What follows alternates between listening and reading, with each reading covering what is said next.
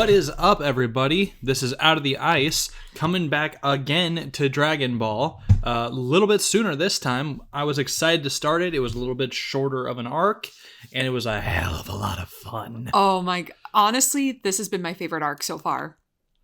Yeah, we get Korin in this arc, Mercenary Tao, Commander Red. Hell yeah, dude. Man. Upa. It was very, like, I was thinking about it while I was sitting before we started recording. I think I enjoyed it so much because it felt a lot less fillery. Mm-hmm. Like, during the General White saga, like, I felt I'm talking back even with General White. Oh, you mean Muscle Tower? Muscle Tower. Like, I felt like that kind of dragged. Mm-hmm. Blue didn't drag as much. I think they got a little bit better. Towards the middle, I felt like Blue dragged. But, like, this, it was just go, go, go, go, go. Even when we took a breather for Goku to train with, God, what's his name again? Korin, thank you. It felt like I was actually working towards something, considering the threat was still down there somewhere. Korin from Korin's Tower in the land of Korin. Look, sometimes I forget. Named after corn. Scott, remember, one of my defining character traits is forgetful. Named after corn, as in maize, the thing that Native Americans harvest. God damn it, cats. And Upa and his father are depicted as indigenous Americans. So, I guess America kind of exists in Dragon World. Interesting. And God lives there. Or a god, at least. Korin, the Guardian. 300 years old at least. Yep, we get another little pocket of this is just our world, but not really. It's anime our world, just like how, Pokemon anime world is a completely different world, except for when Misty says Paris. Or when Ash says Minnesota. Or when Brock references fucking Noah's Ark on the SS Anna double episode. I forget about these references, like, probably, again, because I was dumb kid. I wasn't really paying attention when I watched it. Mm-hmm. I just... It's the weird thing about how, they didn't think about a world lore until the, third and fourth games. Where it's like, oh yeah, Arceus, that's basically the god of this world. Yeah, but Brock referenced Moses and Noah. So does Christianity exist here? Because... the Arceusism is like a church, like a fucking Catholic church. I was gonna say, was it Arceus, that church in, Yeah. Okay. Yeah. That just had no music and was a little unsettling? Yeah. Like a church. Yeah. But yeah, so, it's anime logic where... fuck it, I do whatever I want. I am the writer and the artist. I admire that freedom. Yeah, Goku searching after another ball, which turns out to be the 4-star ball that he's been looking for. Just chilling in a volcano. Yeah, is once again confronted with the Red Ribbon Army, who in and of themselves are confronting Upa and his father, these two indigenous Americans, Native Americans, whichever word you would like. And basically, Upa's dad is just like, I don't even know what this ball is, but this is sacred land, get out. And it's just like, I am so strong, bullets do not affect me. Can we talk about the fact when Upa's father was holding the Dragon Ball, it literally looked like a marble in his hand? Yeah, he big. I felt like he was as big as the scene needed him to be. He big. He a big guy. He's very big. And Upa, on the other hand, is fucking tiny as shit. Like, remember, like, he just, like, there was still some shoulder room when his dad just put him, like, bloop, right next to him. If Upa's dad was a normal-sized human, Upa would be the size of a, like, fucking tiny-ass house cat. Like, he was literally the size, from top to bottom, of his father's head. Yeah, it's fucking weird. It was Dragon Ball sizes, proportions, and growth rates are fucking all over the goddamn place. I mean, I was gonna say, do all kids, like, look that small generally? Pretty much. Yeah. Yeah. Yeah, so, like, Goku shows up when Upa's, like, being held hostage and is like, yo, what's up? You're dead now. Bonk. Rest in peace, Captain Yellow, episode 58.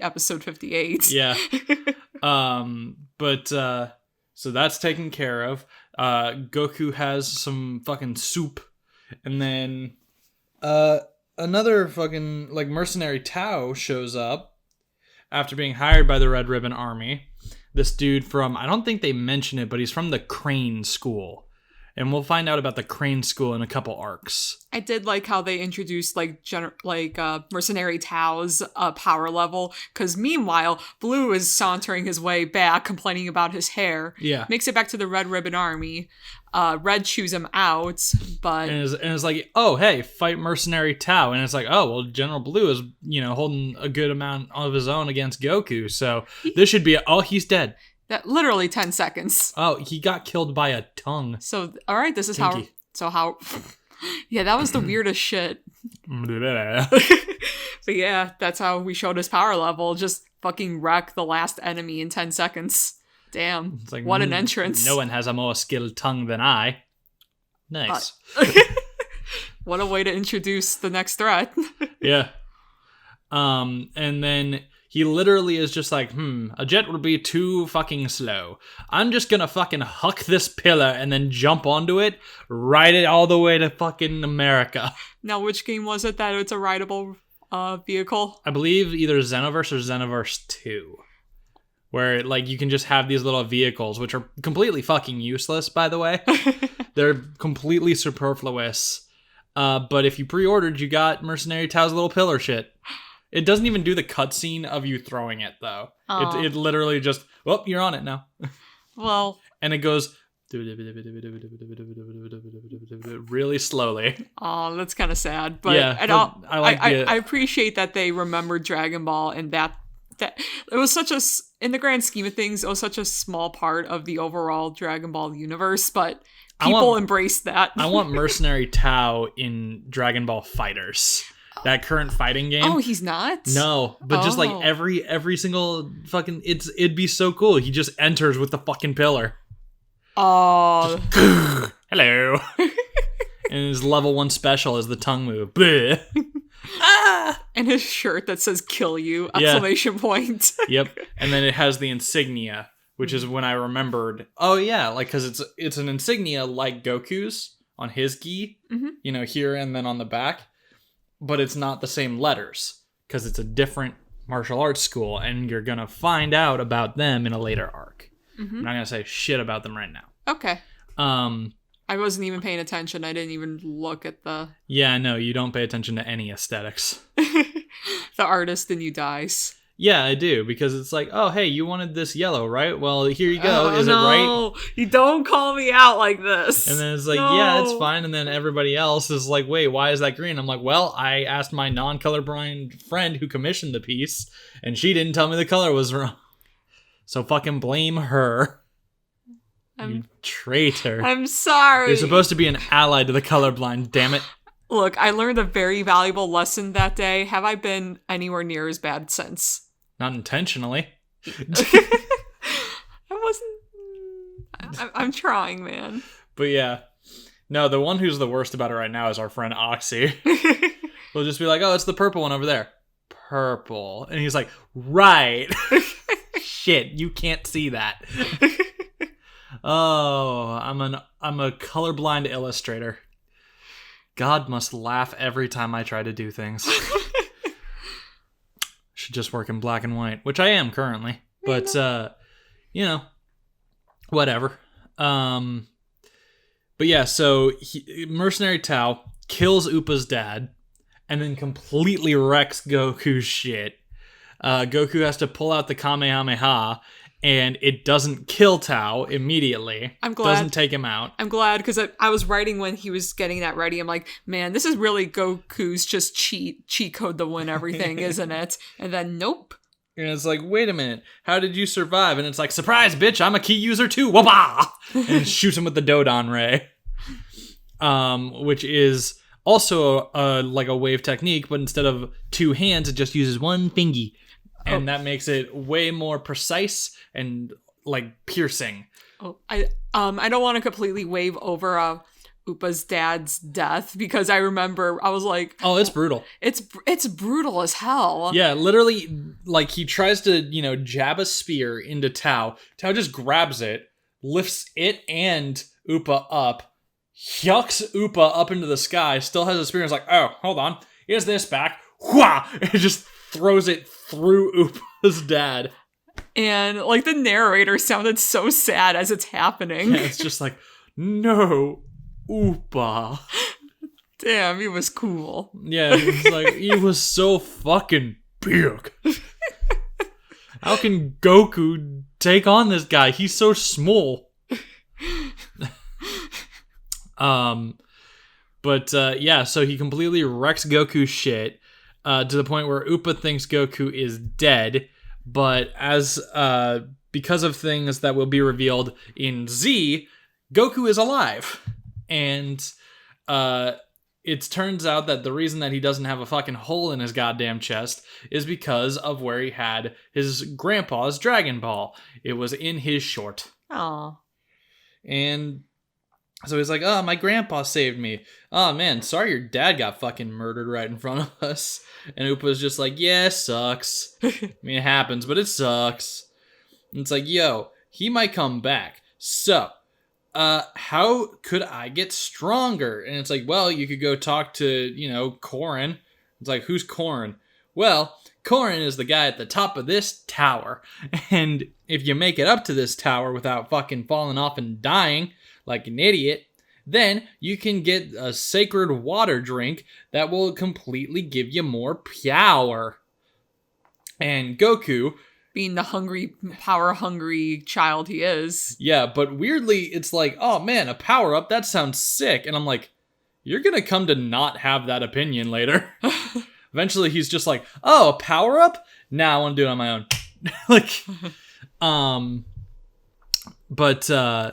Yeah, he's still a kid, so right now he's just like, fuck it, I'll do it. And he climbs up the tower without any rations or anything.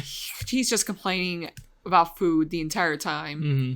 Climbs up, takes a fucking nap while gripping on the side of the damn thing. How he did that, I don't know. But I love it that, so like Goku's climbing the tower. Meanwhile, literally every other character is just sitting on their ass. Basically, yeah. Tao's waiting for some new clothing. Upa's just like, oh man, well, guess I should make some soup. Red's going, rah, rah, rah, rah, rah. What's Tao doing? Yep, and, everybody on fucking Kame House Island is just like, oh, we're just fucking sitting here, waiting for Toriyama to write some shit for us. Okay, maybe Bulma is gonna do a thing, I guess. Oh, she's making a thing. Also, Launch is just Blonde Launch right now. Yeah, I actually like that. In this arc, Blonde Launch becomes actually a character instead of just a joke. Yeah, she, like, I wish I like Blonde Launch more. I wish we got to see it more gradually, but I liked that Blonde Launch coming out wasn't an immediate death sentence anymore. Yeah, well, because, like, I don't think we'd ever seen her turn back since the last time she turned, so she's been Blonde Launch for a while. Yeah. So it's just like, yeah, all right, well, I kind of understand what's going on here, Or, actually, you know what? No, like, we see blue-haired Launch, and Bulma questions, like, don't you get it? This is, like, why he wanted the fucking minimizer or whatever.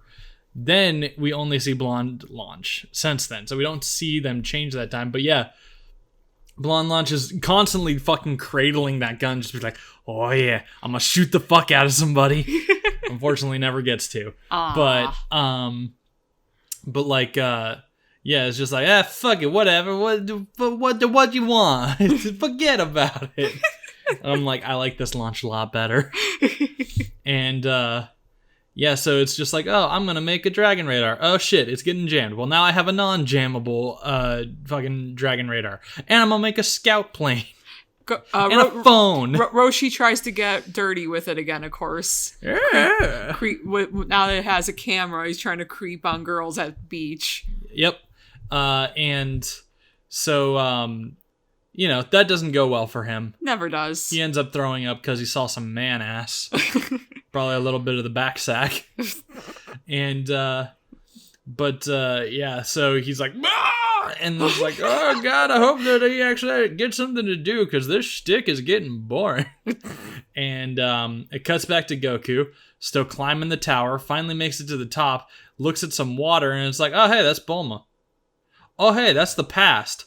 oh, hey, that's a centipede in the future? Wait, what? And then he just hears, it's a vision. Don't fucking worry about it. We probably won't bring it up again. Why? And then it's just like, who said that? It's me. I'm up here. And he walks up to the top of Korin's tower and sees a kitty. Little Korin. He's a kitty. Oh, and very little just talky cat. Very much a cat. Yeah. You want the sacred water? No. No, you can't have it. I mean, you can have it. No. No, you can't have it. You can get the water when you can take it from me. It's a classic, grasshopper from the hand sort of situation that we're doing here. Only one of the guys gotten it. Oh, who was that? Roshi. What? Roshi? There's a storm going on, and Roshi's just kind of standing out there like, Being a lightning rod. Yeah. It's lightning-y tonight. Roshi reminds us that he indeed can be a badass sometimes. I'm gonna fucking light up the ocean!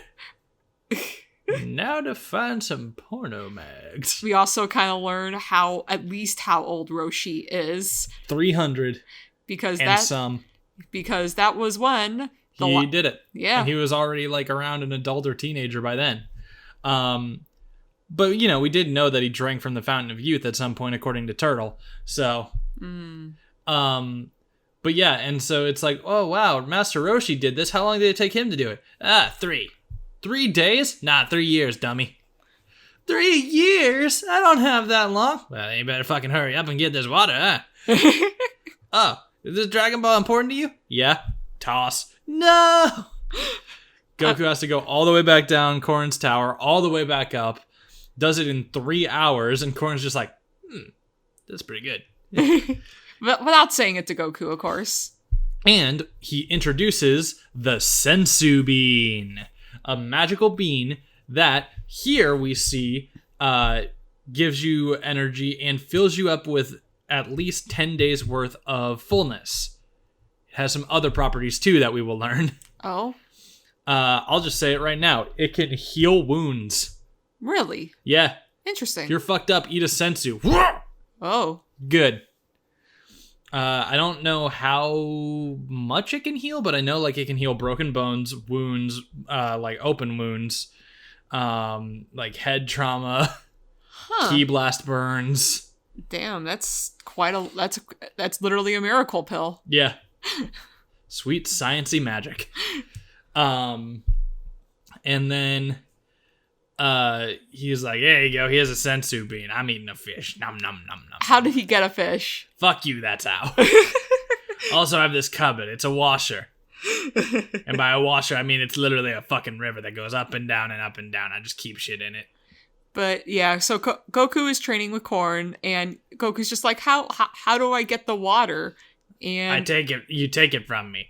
Learn to anticipate my moves, bitch. And Goku starts to follow his every move. Yeah, to the point where he starts subconsciously doing it while they're both asleep, matching each other's movements. And he essentially just learns how to adapt better while fighting, to by anticipating how other people are going to do, which is a real thing in martial arts. Mm-hmm. Just be figure out what the opponent's going to do and then fucking counter him. And tickles Korin and gets the water. Drinks it up and he's like, I don't feel any different. Well, yeah, it's just fucking water. It's like, what? But it was supposed to make me strong. You already got strong. You fucking climbed a goddamn tower that's in the stratosphere, dummy. 3 times. And you had to chase me around. I'm a wily bastard. You're already stronger. Now get the fuck off my tower. I mean, Goku took it in good stride. He's like, oh, okay. Yeah, he was like, actually, I prefer it that way. Yeah. You get a little bit of Goku's like, oh, this was valuable. Because even in the middle of the night at one point, Goku thinks about just trying to take it from him in his sleep.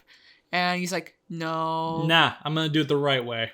And Korin's like, nice. That's pretty sick.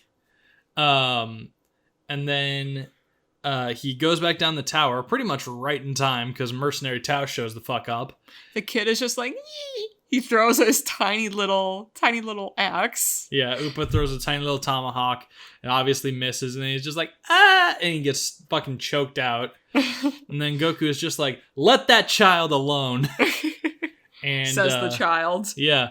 And then like he just starts whooping Mercenary Tao's ass. Oh yeah. Just start whooping some ass. It's a completely reverse of the last fight.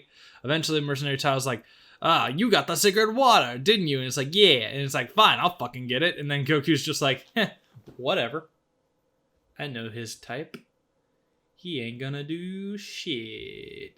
So he climbs up the tower, forces Korin to give him water, but without the training. Yeah, Korin immediately, being the cat he is, just knows he's up to some bad shit. Mm-hmm. So he just takes the water, is told that it's like, oh, hey, look at that. Like, it made you stronger. It fucking broke the pillar. It totally wasn't me that did it. And it's like, sick.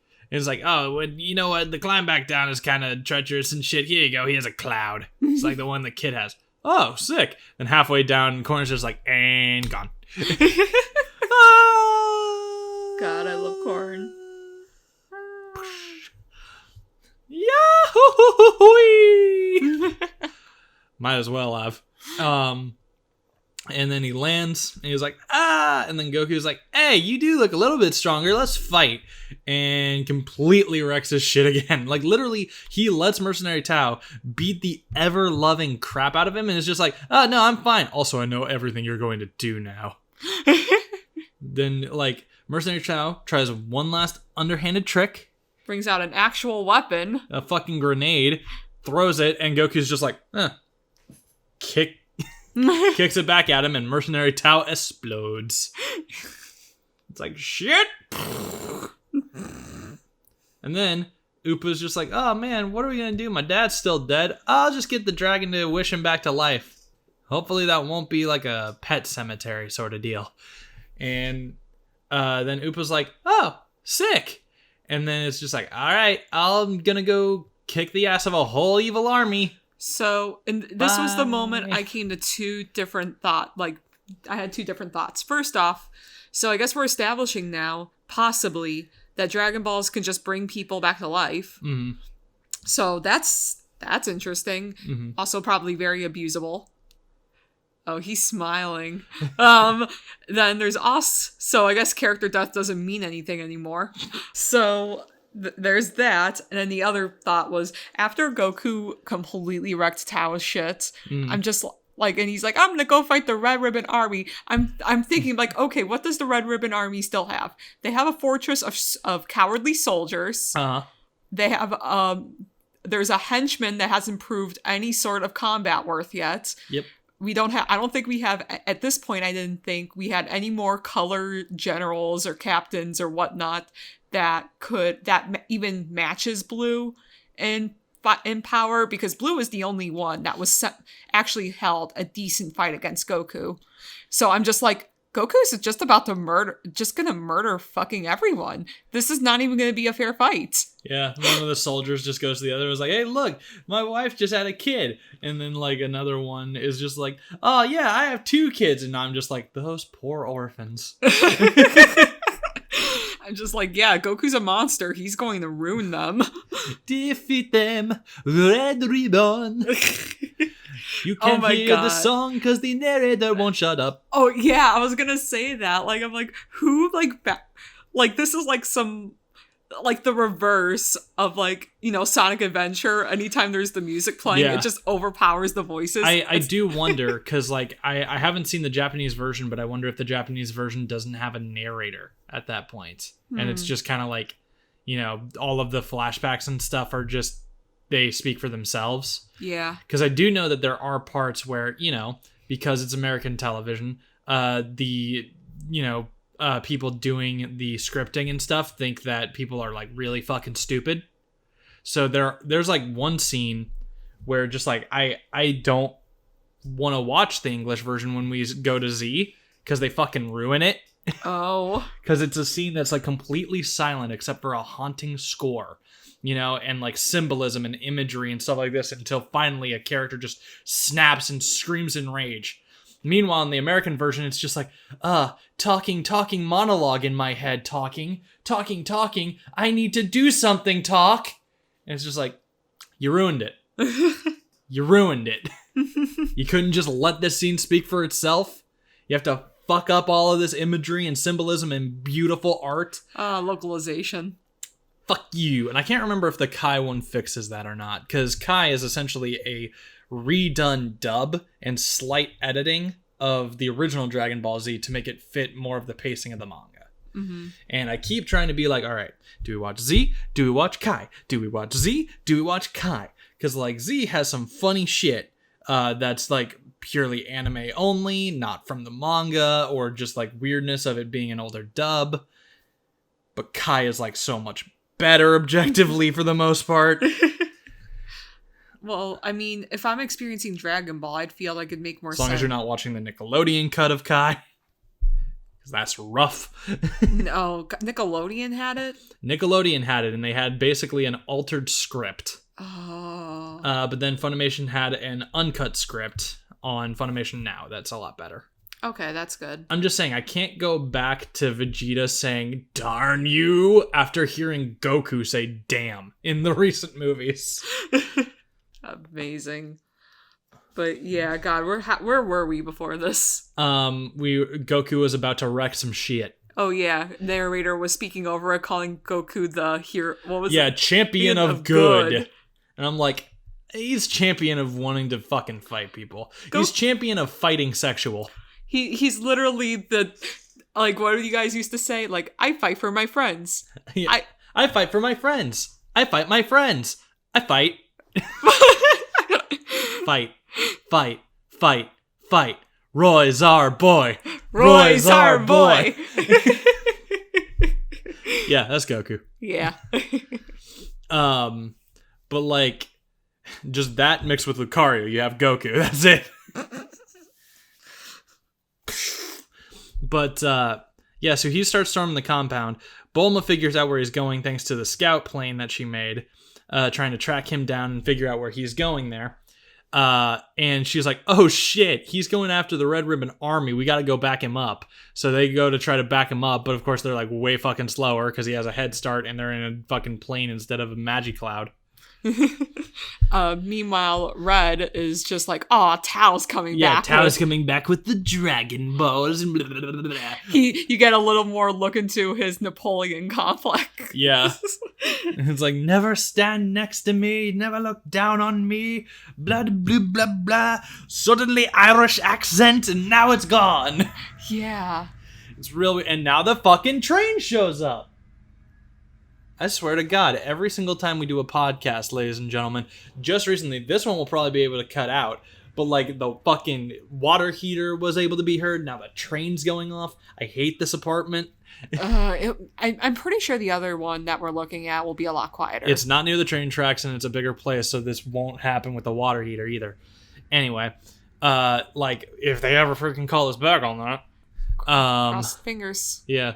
So, anyway, back to Dragon Ball. Goku fucking shows up, and they finally get a freaking camera on him. It's like, that's not Tao. That's that fucking kid I hate. Fucking fire the missiles. And it's like, all right, cool, and none of it works. Goku just shows up, fucking blasts Kamehameha into the building, killing 16. If we're on the topic of Red Ribbon Army people, we do get introduced to a Colonel Violet. Is it Colonel Violet or General Violet? It's Colonel Violet. Colonel Violet. Should be Colonel Mustard. But they already used yellow. Yeah, but they kind of wasted yellow. I can't remember if Violet ever shows up again. But she likes animals. Doesn't give a shit about people. Is a badass. And basically as soon as she's like, oh shit, someone's coming to take the Red Ribbon Army down. Well, I'm gonna steal the fucking money. She knows steal the fucking money. Steal the fucking money. Wonder what I'll buy. Like Violet, like, just knows when to quit while she's ahead. Knows when to hold them, knows when to fold them. Good and this Lord. here's folding time. From basically when she got out, I'm just like, with all that shit she took, she'll never have to work another day in her life. Yeah, I just love how there's, like, multiple income jokes. It's like, forget the hazard pay. Ah! And then it's like, when Violet is, like, you know, she looks up at the camera while she's stealing shit. It's like, consider this my severance package. And then Commander Red is just like, well, fine, but forget me as a reference. Just like, this is fucking weird as shit.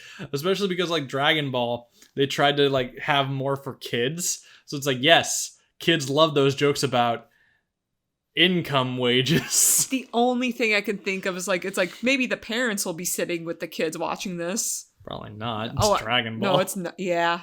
But yeah, so Goku is just fucking handing everyone their ass. Meanwhile, Violet and the backup gang almost fucking hit each other in the air. Managed to swerve out of the way. Oh, we forgot to mention that Yamcha is back in this kind of. Yeah, Yamcha's here. Yeah, he's just here now. That's about it. Yeah, Bulma called him up like, yo, we need to borrow your shit. No, it's not even borrow your shit. It's like, yo, take one of all my many fucking planes. Come get me. Also, we're still not friends. Yeah, I'm still mad at you. We're still having a fight. Anyway, now you're here for the next arc. Now you're here to set up that you're here for the next arc, along with Krillin. By the way, here's Krillin. He's swimming. He's swimming. He thinks we're attacking him. Now he's here. And then like that, like Goku's fucking tearing up shit, and Commander Red is just like, General Black or whatever. I forget what his title is. Is it General Black? Butler Black? I don't fucking know. I don't remember. Black Butler? No, that's a different show. Yeah. Completely different. Yeah, so he leaves Black to take care of Goku. And like they start a little fight, and then Commander Red is like, fuck it, I'm just gonna drop the roof on both of them. And Black is like, oh, how could the commander betray me? And I'm like, have you not been paying attention? Yeah, I didn't think the leopards would eat my face. And then Red is just like, yes, 2 more Dragon Balls. Finally, my wish to be taller will fucking come to fruition. And it's like, I'm sorry, what? What the fuck did you just say? I thought we were planning on world domination. Yeah, eventually, but I want to be fucking tall. I mean, look at you, you're fucking giant, and I'm smaller than the tiny boy that was giving us trouble. Look, the things that are gonna help me are gonna help the Red Ribbon Army. My name is Red. The Red Ribbon I am the army. And then he just gets fucking shot in the goddamn head. And Black is like, cool, I'm now the leader of the Red Ribbon Army, and that doesn't last very long. Ooh, no. Goku comes in, and it's like, hey, why is Red sleeping? Yes, he's just sleeping, and don't mind that pool of ketchup. Oh, ketchup, I like ketchup. Can I have... No. Oh. And then it's like, oh, well, give me back my Dragon Balls. Oh, how about we work together? No. Well, maybe we could... No. I don't trust you. No. Oh, well, what did Robot say to the monkey child? I don't know. Punch! I get it. I make the notes of, we got a robot. Meh, Goku's gonna kick its ass somehow. And he does. Oh, very much. General Black and the robot put up a decent fight, but then, it just... Boonk, and everyone dies. Everyone gets fucked up and or dies, and then this fucking team shows up. It's like, we're here to help. Oh, it's done. Poor Launch, she was just so bloodthirsty the entire ride there. Who am I gonna shoot now? She threatened Turtle, said that she was gonna make him into turtle soup. Yeah. I'm like, whoa, easy there, Shredder. You've literally been living with him. Like, calm down. Tonight I dine on turtle soup. But, so, literally, Roshi finds out, wait, you drank the sacred water? How long were you up there? 3 days? Fucking shit, dude. The hell? And everyone pretty much figures out in that moment, shit, this kid's invincible. Yeah. And Krillin and Yamcha are like, well, fuck. I guess I gotta go with. Maybe get a little bit of strength. Learn something from Goku. Yeah. And so the gang's all there, and they're gonna fucking just hang out with Goku now, meaning Goku gets a nice little both either fighting teammates or viewing party. Depending on the person. Peanut gallery or comrade. What will we get? Maybe, a little bit of both. But, next up is the Fortune Teller Baba arc, which is a much more lighthearted arc for the most part. But it's some good fun. There's some creativity in enemies and fights. It's like a little, almost kind of like a mini tournament. And, we get a little bit of an emotional end point for Goku. A nice little wrap up to something of his character before he gets to then move on to bigger and better things. Aw, I like this already. Yeah. I can use some good, like, solid, like, we got to see 11 episodes of Goku just kicking ass or getting ready to kick ass. So I feel like something to kick it back a little bit will be a nice change of pace. Yeah. Yeah. Yeah, I really this has been my favorite arc so far. I loved it. And with Poir being there again. Oh yeah, Poir. I forgot. Poir was there, doesn't really do anything, makes a shitty joke at one point. I always wonder if Poir turned into a gun, would it work? Could he fire bullets? Would the bullets also be him? Would you have to load bullets into the Poir gun? Would that be real weird for him? Yeah! That's so...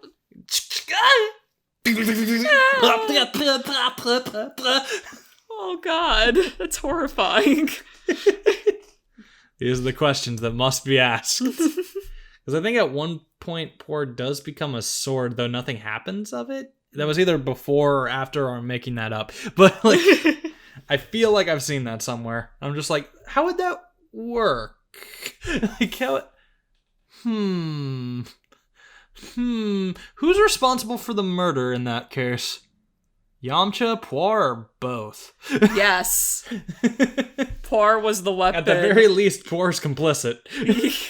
He's what's the word or the victim. What's the word I'm looking for? He's an accomplice. A victim. Poir would be the accomplice. Willing or unwilling. Oh, I'm trying to think of other things that happened. We got to see a little bit of Roshi being a young dude. Yeah, a little bit. It was very short. Just like him climbing the tower and then him training with Korin. But yeah, we know that he still wore sunglasses then, had hair, and wore a blue attire. Mm-hmm. That's about it. Yeah, but hey. We'll see more later. Yeah. There's not a huge amount to talk about. It's only 11 episodes. It's a very short arc. But it covers a lot of stuff. And it's good shit. I feel like a lot happens in these 11 episodes. Mm-hmm. Yeah, very good pacing. The fight scenes are excellent. Oh, hell yeah. Especially when they're not doing the reused animation, which we've talked about last episode. I feel like this, yeah. They had less and when it. they didn't have it, it was complex movements and smooth animation. So it was very, very good. Mm-hmm. They clearly knew that, like, especially with the fight with Mercenary Tao, they were like, oh no, this has got to be a fucking good fight. Also, Mercenary Tao's animation when he's running up Korin's tower is fucking hilarious to me. Oh yeah, I'm like, what? It's like his feet are just like a sonic blur, and he's moving his hands so minusculely, like just back and forth like a fucking Tinker Toy robot, just so fucking funny. I was dying. Tao had a lot of unintentional humor. Mm-hmm. You little bastard, you just ruined my outfit. This was tailor-made. Don't Henri! Shows him. Tao keeps murdering his tailors. Yeah. Do you know how fucking hard it's gonna be to find another tailor good enough for this shit? Maybe you should stop murdering your tailors. Well, maybe they should fucking learn how to be paid in exposure. Because I ain't paying them. Even though he makes a shit ton of money. Yeah. Yeah, Mercenary Tao. Enemy to all creatives. I'll pay you in exposure. Oh no. Ugh. It's just just what I rightfully am due as the person who made these clothes. You think I should pay you? I want to speak to your manager. Oh, I'm in business for myself. I will speak to you then. Don't Henri! How's that for exposure to my Dodonray? But yeah, just it's a very fun arc, a very quick arc. We literally watched it in like 2 days. 2 sittings in 2 days straight because we were just like, yes. Yes. Yes. Yes. Yes. Yes. Yes. Yes. Yes. Yes. Yes. Yes. Oh god, this was good shit. But yeah, and Next up is Fortune Teller Baba, which I really like. It's, it's not a hugely substantial arc in terms of like things that lead into Z, but I really like it. Yay. I'm looking forward to it, guys.